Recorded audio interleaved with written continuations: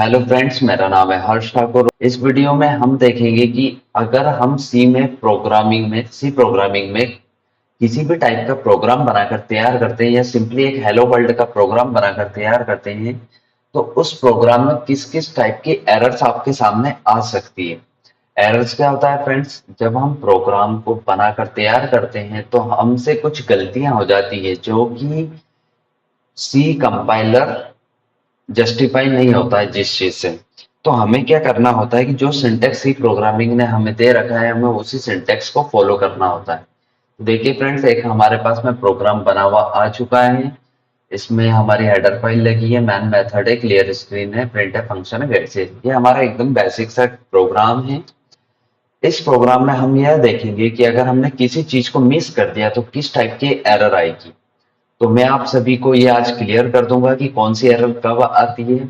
यदि आप प्रोग्राम बनाते हैं और किसी टाइप की एरर आपके सामने आती है तो आप उसको किस टाइप से रिजोल्व कर सकते हैं और अपने प्रोग्राम को सक्सेसफुली रन कर सकते हैं।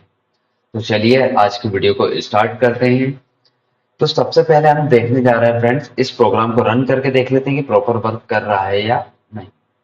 हमने इस प्रोग्राम को रन किया, हमारा प्रोग्राम सक्सेसफुली रन हो चुका है। सॉफ्टवेयर प्रोग्रामिंग क्लासेस हमारे सामने मैसेज आ चुका है। ठीक है। अब हम देखने जा रहे हैं कि यदि हमने इस हैश को हम क्या बोलते हैं, प्री प्रोसेसर डायरेक्टिव। यदि हमने हमारे प्रोग्राम में गलती से हैश लगाना भूल गए, मतलब प्री प्रोसेसर डायरेक्टिव को लगाना भूल गए, तो क्या होगा? तो फ्रेंड्स, ये हम किस हेडर फाइल को इंक्लूड करते टाइम भूले हैं? stdio.h, मतलब standard input output header file को इंक्लूड करते टाइम हम भूल चुके हैं। और हमें यह पता है कि standard input output header file के अंदर प्रिंटफ फंक्शन रखा हुआ है। तो क्या होगा फ्रेंड्स, एक तो प्रिंटफ फंक्शन के लिए एरर आएगी कि उसको प्रिंटफ फंक्शन नहीं मिल रहा है। तो हमेशा फंक्शन नहीं मिलता, उसके लिए कौन सी एरर आती है? Function print F should have a prototype. जिस भी टाइप का फंक्शन होगा फ्रेंड्स, उस टाइप की एरर आएगी, शुड हैव अ प्रोटोटाइप। तो अभी हमारे पास एक एरर मिलने वाली है, print F should have a prototype. And friends, second error हमें यह मिलेगी कि हमने जो इसका सिंटेक्स है ना, उस सिंटेक्स को प्रॉपरली फॉलो नहीं किया है। तो हमें आएगा कि डिक्लेरेशन सिंटेक्स एरर। क्या आएगा फ्रेंड्स? Declaration syntax error. हम प्रोग्राम को रन करके देख लेते हैं। हमने प्रोग्राम को रन किया, हमारे सामने दो एरर आ रही है। हम देख लेते हैं, देख लीजिए फ्रेंड्स। डिक्लेरेशन सिंटेक्स एरर आ रहा है क्योंकि हमने इसका जो सिंटेक्स है उसको प्रॉपरली यूज नहीं किया। सेकंड हमारा एरर आ रहा है, function printf should have a prototype. Should have a prototype मैंने आपको बता दिया क्यों आता है, क्योंकि जब भी उसको सी कंपाइलर को कभी भी अगर कोई सा भी फंक्शन नहीं मिलता है तो उस कंडीशन में एरर आती है शुड हैव अ प्रोटोटाइप। तो चलिए हम प्री प्रोसेसर डायरेक्टिव को लगा देते हैं फ्रेंड्स। जब हमने प्री प्रोसेसर डायरेक्टिव को लगा दिया, अब क्या होता है फ्रेंड्स कि लिखते लिखते या तो हमसे इंक्लूड की स्पेलिंग गलती लिखा जाती है, बच्चों से बहुत बार इंक्लूड लिख देते हैं, ई लगाना भूल जाते हैं। तो इस केस में क्या एरर आ रही है हम ये देख लेते हैं।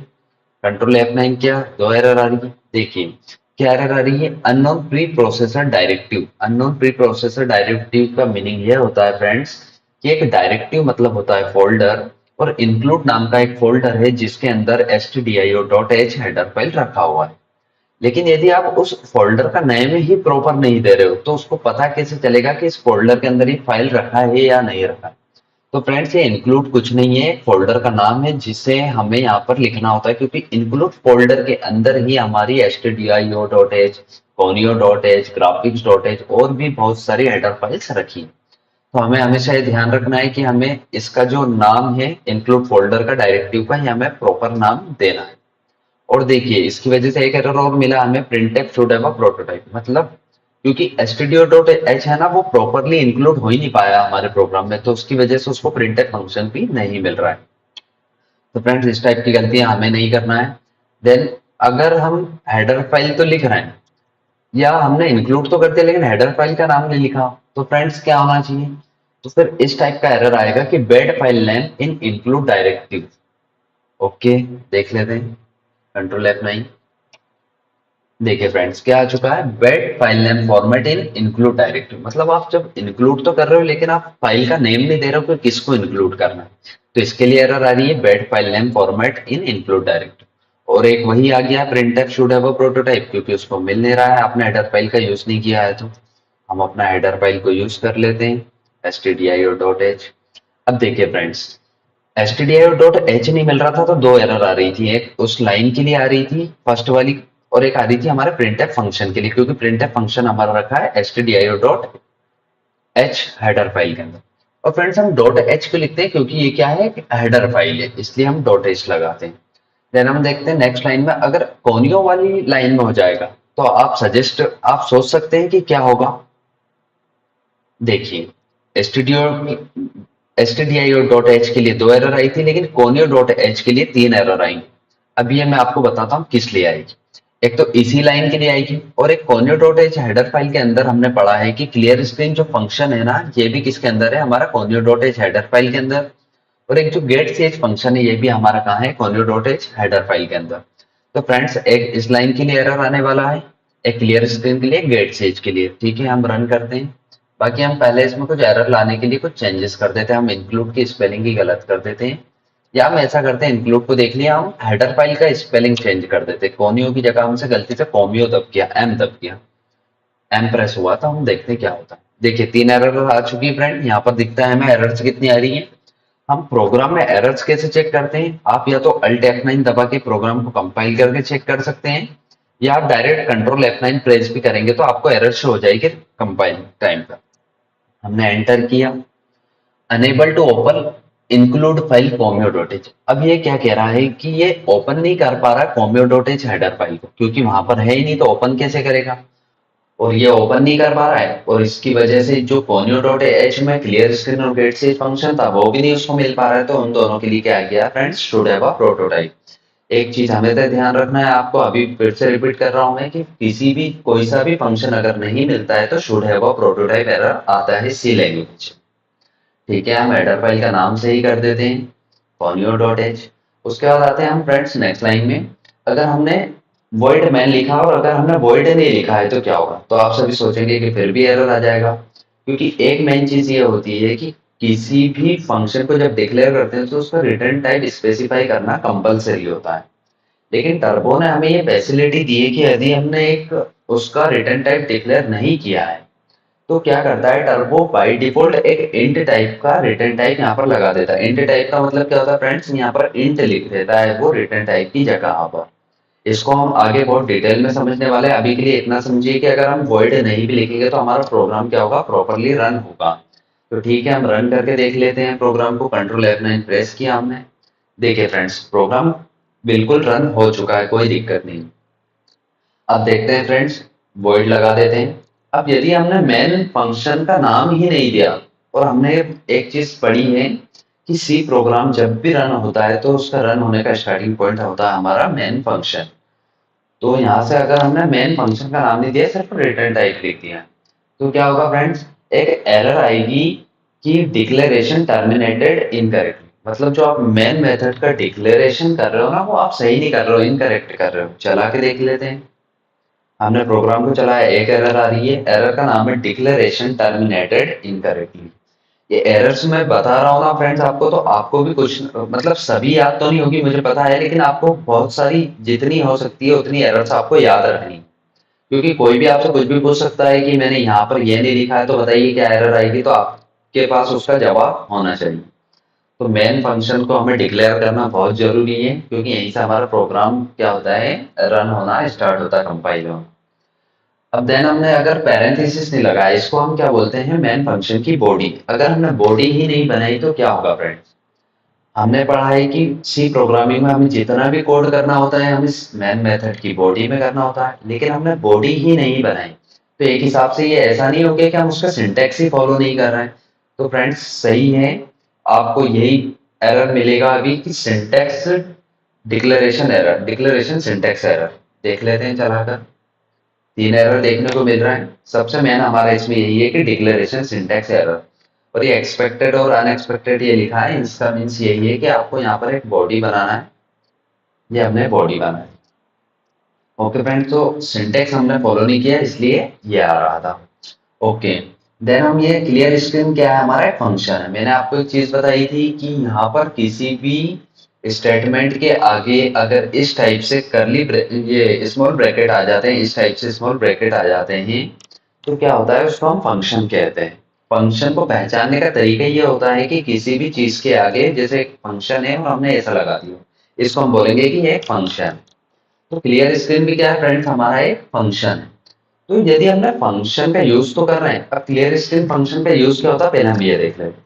क्लियर स्क्रीन फंक्शन का यूज ये होता है कि ये प्रीवियस जो आउटपुट होता है ना हमारे प्रोग्राम को जो हमने रन किया उसका जो प्रीवियस आउटपुट है उसको ये आउटपुट स्क्रीन से क्लियर करने का काम करता है। मतलब प्रीवियस सब हटा देगा और जो प्रेजेंट में हम प्रिंट कर पा रहे हैं ना वही डेटा हमारा आउटपुट स्क्रीन पर आने वाला है। तो ठीक है फ्रेंड्स, चला के देखते हैं। क्लियर स्क्रीन लगाए मतलब पिछला कुछ नहीं आना चाहिए, सिर्फ प्रिंट एफ अभी जो किया वो आना चाहिए। हमने कंट्रोल F9 किया, हमारा सिर्फ जो अभी प्रिंट किया वही दिख रहा है। अब आपको बिलीव नहीं होगा कि अभी का ये है या पहले का। हम क्या करते हैं, क्लियर स्क्रीन फंक्शन को हटा दें। अब हम चलाते हैं तो अब क्या होगा फ्रेंड, जो पिछली बार हमने लिखा था वह तो आएगा ही सही और अभी वाला भी आएगा। तो देखिए हमें दो बार हमें देखने को मिलेगा। ये देखिए दो बार सॉफ्टवेयर प्रोग्रामिंग क्लास आ गई। मतलब हमें क्लियर स्क्रीन फंक्शन का हम यूज इसलिए करते हैं कि प्रीवियस आउटपुट स्क्रीन से क्लियर हो सके। हमने क्लियर स्क्रीन का यूज किया। अब देखते हैं फ्रेंड्स कि अगर क्लियर, ये क्या है, एक तरह से फंक्शन है लेकिन हमने फंक्शन की बॉडी का यूज नहीं किया। हमने क्लियर स्क्रीन तो लिख दिया लेकिन हमने बॉडी का यूज नहीं किया। तो क्या होगा फ्रेंड्स, आप सोचेंगे कि एरर आ जाएगा क्योंकि फंक्शन को पहचानते ही उसने। तो फ्रेंड्स इस कंडीशन में एरर नहीं आएगा, लेकिन क्या होगा कि क्लियर स्क्रीन प्रॉपर वर्क नहीं करेगा क्योंकि हमने फंक्शन बनाने से क्या होता है, वो क्लियर स्क्रीन फंक्शन कॉल होता है। इससे क्या होता है, क्लियर स्क्रीन फंक्शन कॉल होता है और प्रीवियस आउटपुट क्लियर करता है। अब हमने अगर यही नहीं बनाया तो क्या होगा, क्लियर स्क्रीन फंक्शन कॉल हो ही नहीं पाएगा लेकिन एरर आने वाला कुछ भी नहीं। हम चला के देखते हैं और ये प्रॉपर वर्क भी नहीं करेगा। मतलब दो बार पहले आउटपुट आ चुका है, अब तीसरी बार हम रन कर रहे हैं तो तीन बार हमें देखने को मिलेगा। ये देखिए तीन बार हमें देखने को मिल रहा है आउटपुट। ठीक है, अब हमने यहाँ पर इसको ये भी लगा दिया। अब अगर हम बाई चांस, बहुत सारे स्टूडेंट से गलती होती है, आप सभी को ये ध्यान रखना है कि कभी भी कोई सी भी लाइन आपकी कंप्लीट हो जाती है उसके बाद में आपको सेमी कॉलन लगाना भूलना नहीं है। ये बहुत सारे स्टूडेंट भूल जाते हैं जल्दी जल्दी में कि हाँ क्लियर स्क्रीन लगा दिया, प्रिंट टाइप लगा दिया, गेट स्पेस लगा दिया, चलो हमारा हेलो वर्ल्ड का प्रोग्राम या जो भी प्रोग्राम हम बना रहे हैं वो बन गया। लेकिन फ्रेंड्स एक चीज याद रखना, हर लाइन के बाद में हमें सेमी कॉलन लगाना कंपलसरी है। क्योंकि जो टर्बो कंपाइलर है ये क्या समझता है, जैसे ही हम सेमी कॉलन लगाते हैं तो ये समझता है कि अपना इस लाइन का काम कंप्लीट हो चुका है, मतलब हमारी लाइन यहाँ से टर्मिनेट हो चुकी है। मतलब फिर हम जो नेक्स्ट कोड होता है हम नेक्स्ट लाइन से लिख सकते हैं और इसके आगे से भी लिख सकते हैं फ्रेंड्स, क्योंकि लाइन हमारी सेमीकोलन से क्या हो जाती है, टर्मिनेट हो जाती है। ठीक है, एक बार ट्राई करके देख लेते हैं प्रैक्टिकली। हमने यहाँ पर क्या करा, printf को यहाँ लिख दिया। अब चला के देखते हैं क्या होता है। कंट्रोल F9 प्रेस किया, देखिए प्रोग्राम सक्सेसफुली रन हो चुका है। क्लियर स्क्रीन का यूज किया था इसलिए पिछला आउटपुट सारा हट चुका है, सिर्फ प्रेजेंट का आउटपुट हमें दिखाई दे रहा है। इसको हम नीचे ले आ रहे हैं। हम सारा कोड इस टाइप से पूरा एक लाइन में भी कर सकते हैं लेकिन हम ऐसा क्यों नहीं करते हैं, ताकि उसका जो व्यू है वो अच्छा दिखे, इसलिए हम ऐसा करते हैं कि इसको नीचे ही लिखते हैं। हाँ? और अब देखते हैं, हम प्रिंटफ फंक्शन पर आ जाते हैं। हमें सेमीकोलन का दिख गया है। प्रिंटफ फंक्शन में हमने ये पढ़ा है कि हमें जो भी डेटा प्रिंट करवाना होता है हमें यहाँ पर डबल कोट के अंदर लिखना होता है। लेकिन अगर बाई चांस ऐसा हुआ कि हम डबल कोट लगाना भूल गए, हमने प्रिंटफ फंक्शन भी लिखा, उसकी बॉडी भी बनाई, लेकिन हम डबल कोट लगाना भूल गए, डबल इन्वर्टेड कोमा, तो क्या होगा फ्रेंड्स, तो इस कंडीशन में भी एरर आने वाला है। इस कंडीशन में क्या एरर आएगा कि अनडिफाइंड सिंबल, अनडिफाइंड सिंबल, और वो फर्स्ट वाले को पॉइंट करेगा सॉफ्टवेयर को, क्योंकि यहाँ से टर्मिनेट हो जाएगा प्रोग्राम। होता क्या फ्रेंड्स, प्रिंटफ फंक्शन जब वर्क करता है ना तो डबल इन्वर्टेड में जितना भी लिखा होता है, जैसे यहाँ से यहाँ तक जितना भी लिखा होता है ना वो प्रिंट कर देता है। लेकिन अगर हमने वो लगाया ही नहीं है तो एरर आएगा अनडिफाइंड सिंबल। मतलब आप उसका सिंटेक्स ही फॉलो नहीं कर रहे हो एक हिसाब से, फिर भी क्या आ रहा है, अनडिफाइंड सिंबल सॉफ्टवेयर। वो पहचान नहीं पा रहा कि ये सॉफ्टवेयर है क्या। हम डबल इन्वर्टेड लगाते हैं ना कहीं उसको स्ट्रिंग समझ लेता है और स्ट्रिंग को वो एज इट इज प्रिंट कर देता है। और देखिए एक एरर और देखने को मिल रहा है हमें, फंक्शन कॉल मिसिंग। मतलब जो आप प्रिंट फंक्शन को कॉल कर रहे हो ना इस टाइप से, तो ये आप सही तरीके से नहीं कर रहे हो। फंक्शन कॉल क्या है, यहाँ पर मिसिंग है। तो हम इसको सही कर देते हैं फ्रेंड्स, यहाँ पर डबल इन्वर्टेड लगा देते हैं और यहाँ पर भी लगा देते हैं। अब देखते हैं हमारा प्रोग्राम प्रॉपर रन कर रहा होगा। ठीक है, अब देखते हैं फ्रेंड्स, हमारे बॉडी का देख लिया सेमीकोलन। अब आते हैं हम गेट शेप फंक्शन। तो फ्रेंड्स गेट शेप फंक्शन का यूज क्या होता है, गेट से फंक्शन क्या करता है, ये जो हम प्रोग्राम को रन कर रहे हैं तो हमारी आउटपुट स्क्रीन पर जो आउटपुट दिख रहा है ना, इस स्क्रीन को होल्ड करने का काम करता है। अगर हम गेट से फंक्शन का यूज नहीं करेंगे ना फ्रेंड्स, तो हमारा आउटपुट तो जनरेट तो होगा लेकिन हमें शो नहीं है। हम कंट्रोल F9 प्रेस करते हैं, देखिए प्रोग्राम कंपाइल हुआ और आउटपुट आया है लेकिन हमें शो नहीं हो रहा। देखिए हम रन पे जाके रन करके दिखा देते हैं। हम रन गए, कंट्रोल F9 रन कर दिया, प्रोग्राम रन तो हो रहा है लेकिन शो नहीं हो रहा। तो हम प्रोग्राम को या आउटपुट को शो कराने के लिए getCh फंक्शन का यूज करते हैं। और getch और clearScreen दोनों फंक्शन किस में रखे हैं फ्रेंड्स, conio.h हेडर फाइल के अंदर। stdio.h का मीन्स होता है standard input output and conio.h का मतलब होता है कंसोल इनपुट आउटपुट। तो ये आपको याद रखना है। तो getCh फंक्शन का हम यूज क्यों करते हैं, आउटपुट स्क्रीन को होल्ड करने के लिए। अब अगर हमने getCh फंक्शन में भी फंक्शन की बॉडी नहीं बनाई तो क्या होगा friends, getCh function proper work नहीं करेगा। मतलब जो हमारा आउटपुट की विंडो है ना, वो होल्ड नहीं होगी। ठीक है, हम चला के देखते हैं, कंट्रोल के साथ F9 प्रेस करते हैं। देखिए आउटपुट आ रहा है लेकिन वो हमें शो नहीं हो रहा। ओके, इसको सही कर देते हैं। अब कंट्रोल F9 से हम रन करके देखते हैं, हमारा प्रोग्राम सक्सेसफुली रन हो चुका है। तो यही था आज का वीडियो फ्रेंड्स। हमने यह देखा कि हम अगर किस चीज़ को नहीं लगाते हैं तो किस टाइप की एरर आती है, ये सब चीज़ें हमें पता चली हैं। आप जब प्रोग्राम बनाएंगे आपके साथ बहुत बार ऐसा होगा कि एरर्स आएंगी लेकिन आपको समझ नहीं आएगा कि एरर्स आ किस लिए रही है। तो ये एरर्स को मैंने बताने की कोशिश की है कि सेमीकोलन नहीं लगाओगे तो क्या आएगा, अगर आपने फंक्शन की बॉडी नहीं बनाई तो प्रोग्राम तो प्रॉपर रन करेगा लेकिन आपको समझ नहीं आएगा कि प्रोग्राम रन कर रहा है, लेकिन जैसे आपने क्लियर स्क्रीन में लगाई तो फिर प्रीवियस आउटपुट भी क्यों आ रहा है जब मैंने क्लियर स्क्रीन रखा है, क्योंकि आपने इसकी बॉडी नहीं बनाई हो। तो इस तरह से आपको हर चीज समझाने की मेरी कोशिश की है।